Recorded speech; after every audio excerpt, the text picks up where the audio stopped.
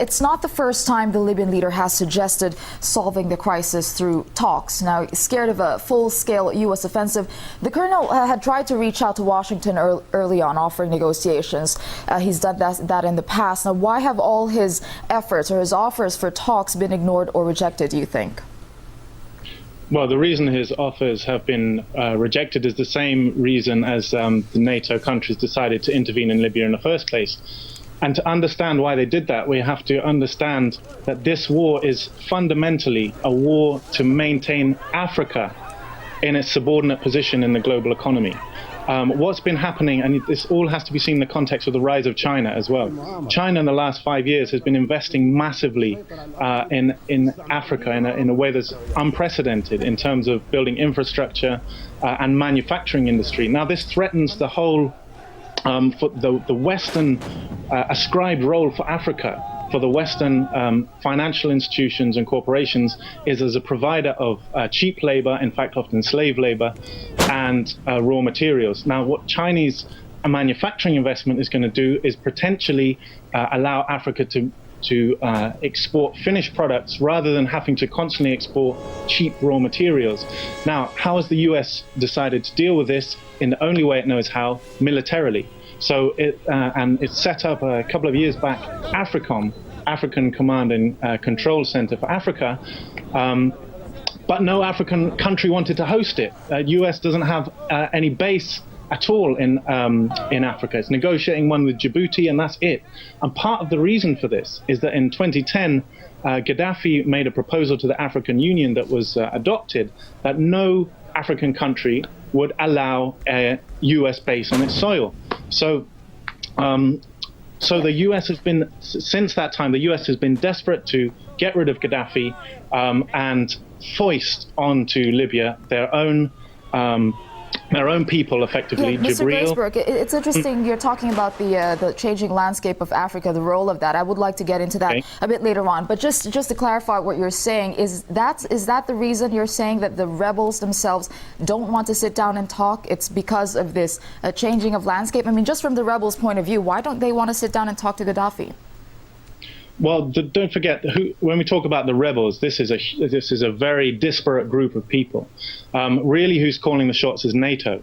The TNC, who calls themselves the rebel leadership, although actually they don't really have control even of their own troops. They issue edicts one day that rebels should refrain from looting houses, refrain from shooting into civilian houses, refrain from summarily executing black Africans, and the soldiers just ignore it.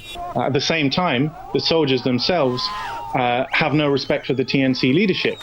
So when we're talking about the rebels, we have to understand, well, the rebels are a very disparate group. We don't really know what all of them want. And who's really calling the shots is NATO. And the few leaders that we hear about, Mahmoud Jibril, Abdul Jalil, these are people who have established links with Western financial institutions going back over several years. So really, when we hear from these people, they're the mouthpieces of NATO. As for the rest of the rebels, we don't know what they want, frankly. Oh, okay. Speaking about what's going to happen, you're saying they don't know what they want, the rebels. So let's look a little bit forward. Many predict that another civil war ahead for Libya is coming. You have different factions possibly will argue and fight among themselves. Now, what could the scenario lead to? I mean, how do you expect NATO to act given that this is a possibility for Libya? Well, let's look at, we have to go by historical precedent here rather than wishful thinking. Let's look at NATO's previous interventions in the last 10 years. Let's look at Kosovo, look at Afghanistan, look at Iraq. What you see here is that there's been a lot of talk about, well, what will happen? Will there be Sharia law? Will there be a liberal democracy? What we have to understand is that what will replace the Libyan state won't be any of those things. What will replace the Libyan state will be the same as what's replaced the state in Iraq and Afghanistan, which is a dysfunctional government, complete lack of security, gang warfare and civil war. And this is not a mistake from NATO. They would prefer to see failed states than states that are powerful and independent and able to challenge their hegemony. And those who are fighting for NATO in Libya and fighting for the TNC really need to understand that this is NATO's vision for their country. They need to wake up and see that they're being used here. All right, Mr. Glaber, we're running out of time, but I do want to ask you this. I mean, London has been at the forefront of this campaign. How profitable will these new deals we're talking about be for the UK? How profitable for the UK? Yes. Well, that's an interesting question. Financial Times in 2009 warned that Gaddafi was succumbing to a virulent brand of resource nationalism. They said, meaning that he was negotiating hard with the oil companies, the Western oil companies, for a better deal for Libya. So presumably, and Jibril has just been speaking in the last couple of days, saying that the NATO countries and those countries that helped to topple Gaddafi will get special privileges when it comes to dividing out Libya's resources. So presumably, the UK oil companies will do very well. The role of BP has been absolutely crucial in all of this. Mark Allen, the head of BP, who negotiated BP's deal in 2007, was a former MI6 officer who got special clearance from the Cabinet Office, fast-tracked to go out of MI6 and into BP, didn't have to go through the normal vetting procedures, was fast-tracked into BP to negotiate this oil deal.